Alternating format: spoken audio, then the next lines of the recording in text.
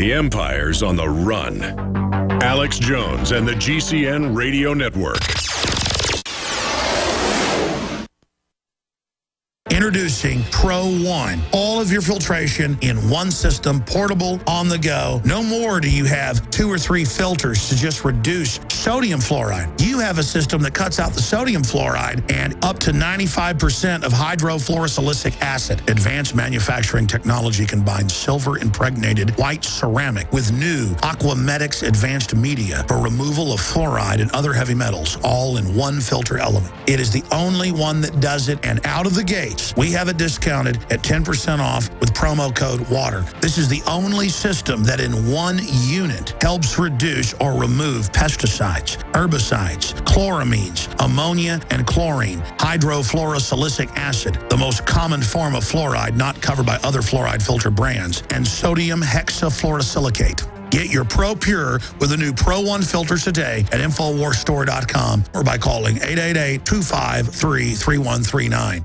Why does the United States spend the largest percentage of GDP in the world on healthcare? Why do we have the highest cancer rates on the planet, the highest rates of diabetes, autism, and every other major disease? It all comes down to one thing. We are what we eat. Our food is devoid of nutrition and processed with poisons and additives. Our water is filled with toxic poisons and big pharma runoff. All of this has been engineered by design. We can turn the tide against the eugenicist by giving ourselves the nutrients our body desperately needs. To learn more, visit InfoWarsHealth.com. The site is literally packed with audio and video featuring top health professionals who don't bow down to big pharma. The fight against the New World Order starts with you, and you can't stand against the machine if you're sick, tired, and obese. When you visit InfoWarsHealth.com, be sure and check out the catalog with nearly 400 life-changing products and get free shipping when you sign up for AutoShip. Hi folks, Alex Jones here with some important information. I want to tell you about Matt Redhawk and his team of patriots over at My Patriot Supply. Several years ago, Matt was sitting in his 2-bedroom apartment, frustrated with the direction this country was headed and the charlatans willing to sell us out for a quick buck. Deciding to take action, a company run by patriots for patriots was born. My Patriot Supply has never taken a loan or accepted outside funding. They now operate 2 distribution facilities and employ over 50 hardworking American men and women. It is rare to find companies who practice what they preach. And that's why I stock my pantry with high-quality storable foods from My Patriot Supply. Go to mypatriotsupply.com/Alex today for special offers on emergency food storage, or call their preparedness specialist at 866-229-0927. That's 866-229-0927. Do business with someone who shares your values. mypatriotsupply.com/Alex.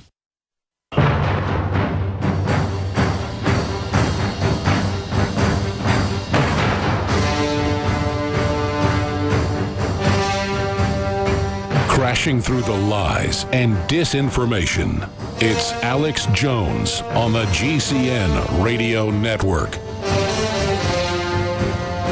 Welcome back to the Alex Jones Show. I'm David Knight, filling in for Alex. Alex will be joining us at the top of the hour to talk about these recent media revelations about false flags and what it shows us, the way the mainstream media, specifically MSNBC, is reacting to some of this news. I'm joined right now by Paul Joseph Watson in England, but I'm hesitating here a little bit. I just got handed a new breaking piece of news here. There was this case, and you will not believe this verdict. This is a case out of Washington, D.C., and of course, Washington, D.C. does everything they can to try to stop any kind of firearms ownership. Even though they lost in Heller versus D.C. 5 years ago, they're still going after people for any kind of paraphernalia, even that looks like it's coming from guns. Now, this is a situation where a fellow was flagged by his ex-wife trying to get even with him. She knew that he was a hunter. She knew that he had guns, but of course he kept those in Virginia where it was legal. He had his place raided twice. In one of these raids, what they found was a 25 conical-shaped 45 caliber bullets made by him out of lead and copper. They don't have primer, they don't have gunpowder, so they can't be propelled. And they also found matching 50 caliber plastic sabots that were also in the box for his muzzle loader. Now, they have convicted him for violating their gun laws. They're in violation of the Supreme Court. Even though the Supreme Court said their gun laws are in violation of the Constitution, they ignore the Supreme Court, just like they ignore the Constitution. And then they go and hang this guy because he's got some plastic cases that he can push bullets into a muzzle loader with. Or he's got some bullets that don't have any propulsion attached to them, just having the lead. Now, I don't know what they're going to do with him.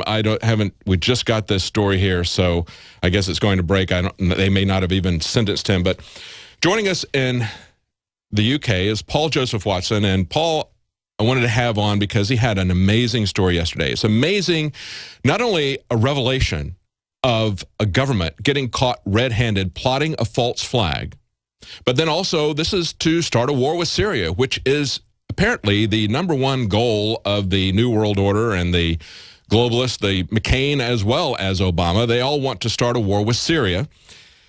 And the reaction that the press had to it, which all they did was cover the fact that YouTube was shut down in the country. Now, that's a big story when they shut down YouTube. It was a big story when Turkey shut down Twitter. But they didn't look at the content. So joining us now is Paul Joseph Watson. Welcome, Paul. Hi, David. Good to be back. Amazing story that you had yesterday. I couldn't believe it. It was a super video that you did where you went one by one talking about the BBC and about CNN and how they completely glossed over what was revealed. Well, at its root, it's censorship, David. Yeah. I've done an update article today, which is Scandal, Mass Media Censors Shocking Admission of Turkish False Flag. And I basically list the quotes which came out of the leaked audio tape, which emerged yesterday. This was a bugged conversation between top Turkish military and political officials, wherein they basically discuss staging a false flag attack, a provocation which they would launch on themselves in order to have a pretext to invade Syria by means of blaming Al-Qaeda, which, of course, as we know, has transferred with Syrian aid, with Turkish aid, from Turkey into Syria. So, I mean, just look at some of the quotes that came out of this audio tape, and then we can talk about how the media responded. Quote, "I'll make up a cause of war by ordering a missile attack on Turkey." That's Hakan Fidan, the head of Turkish intelligence, saying that. It's amazing. Literally the head of their intelligence saying, I'm going to order an attack on ourselves in order to create a pretext for war. Deputy Chief of Military Staff Yasser Gula, what we're going to do is a direct cause of war. And then Fidan responds again, we can also prepare an attack on Suleiman Shah Tomb if necessary. Now, Suleiman Shah Tomb is this site which is actually in northern Syria but is considered Turkish territory. It's defended by Turkish special forces. So they're openly, brazenly caught red-handed planning an attack on their own military site in order to create a pretext to go into Syria.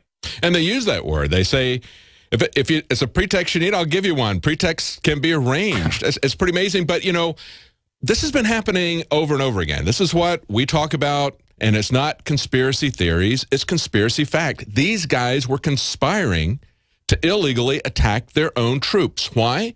So they could start a war. Have we seen this before? Many times. We've seen this many times from the American government. Look at Operation Northwoods, where you had a conspiracy to essentially fly planes into buildings, remote control, to attack shopping malls, to do that so they could start a war with Cuba.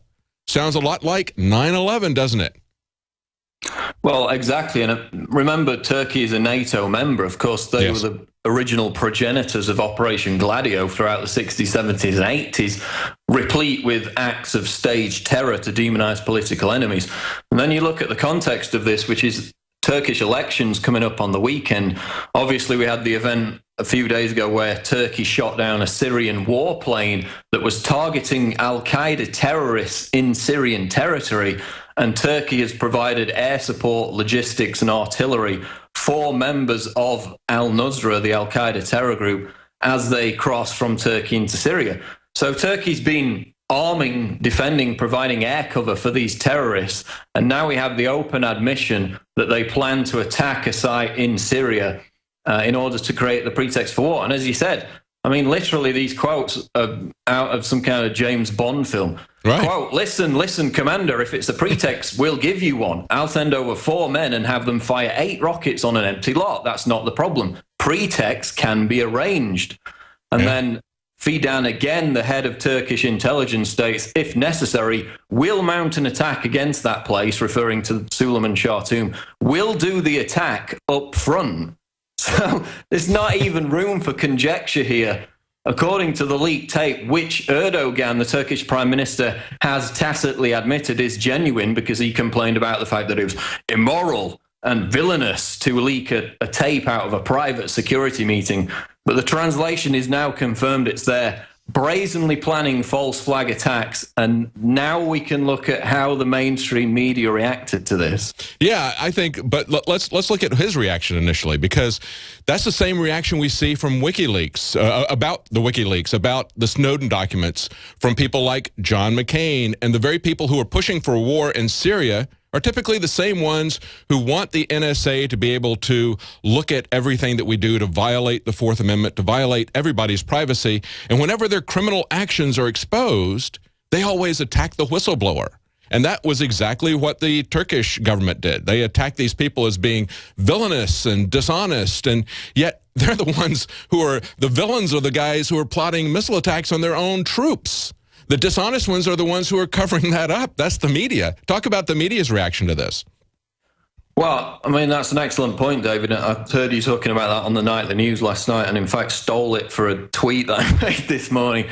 But it's an excellent point. Erdogan reacted almost exactly the same as the US establishment reacted to Snowden, which is chilling given the fact that Erdogan in recent months has moved closer and closer to acting like a complete dictator, of course, banning Twitter a few days ago. And then today he said that the YouTube ban would be lifted if YouTube agreed to remove the content.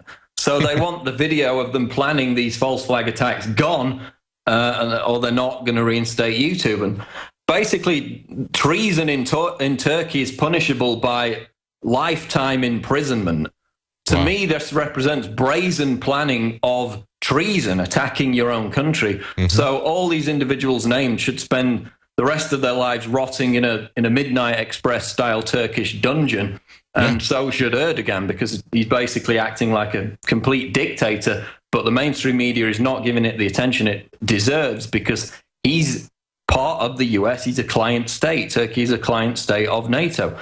So if we can get into how the media responded to this, absolutely. Well, before we get to that, let's talk about that. Let's talk about the consequences of that, because, you know, when it came out about Operation Northwoods and the plots that were being suggested to the president, JFK turned it down. He sent Lemnitzer, dismissed him from his position. He then went to NATO, and when he went to NATO, that's when the Gladio attacks began. So here's this guy, he moves from one place to another, and that's when they start doing the false flag attacks. And for people who don't know, Gladio was a case where they blamed it on the communists, on the Red Brigades, but it was actually right-wing people who were working with NATO. They had prepositioned weapons to be as a kind of a bulwark against a communist Russian invasion, so that if they overran the country, if they overran Italy, they would have these weapon caches there and they could start an internal insurrection, a guerrilla war against the communist invasion. Well, it wasn't just the Italians. It wasn't just Lemnitzer. It was also, as Sibel Edmonds points out, it was people from Turkey. They got a lot of gangsters released out of Turkish prisons that they call babas. That's their kind of term for a godfather.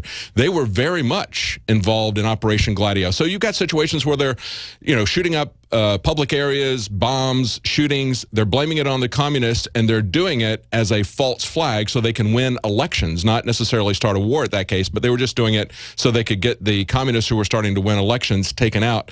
But let's talk about what the media has to say about this. You had a great selection of quotes from the different big media, BBC, CNN, the rest of them. Go ahead, Paul. I think, David, the most flagrant one is Reuters, which we just listed, we just reeled off the quotes where they say, you know, we can attack the Suleiman Shah tomb. If we need a pretext, we will get it. Quote, we'll mount an attack against that place, Suleiman Shah tomb. Reuters reported this.